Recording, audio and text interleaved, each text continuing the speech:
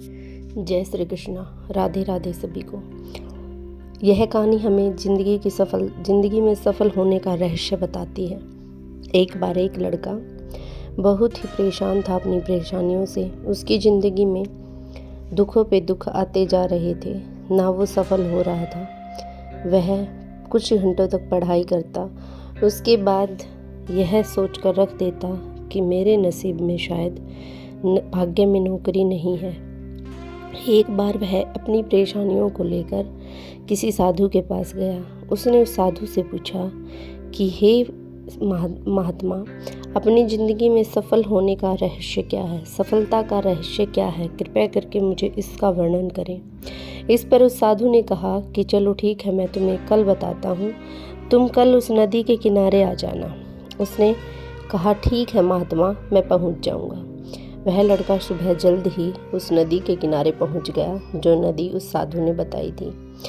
तब उस साधु ने कहा कि आप इस नदी के अंदर चले जाओ। वह लड़का नदी के अंदर चला गया। जब पानी ज़्यादा गहराई तक आया, उसके सिर तक पानी जाने लगा। उस लड़के ने बाहर निकलने की कोशिश ही की थी, तभी उस साधु ने उसके सिर को पकड़कर पानी के अंदर डुबा दिया।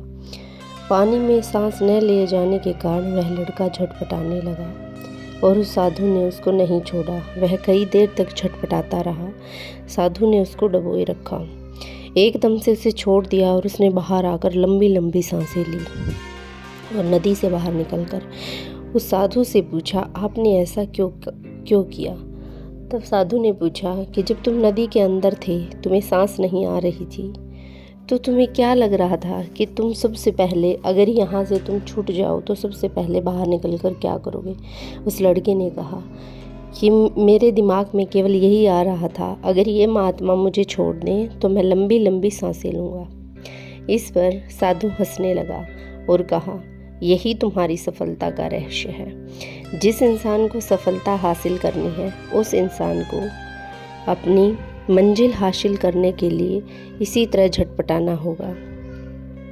आखिरी दम तक, आखिरी सांस तक अपनी मंजिल पाने के लिए मेहनत करनी होगी। इस प्रकार हमें छोटी छोटी असफलता से निराश होकर जिंदगी में हार नहीं माननी चाहिए, लगातार प्रयत्न करते रहना चाहिए।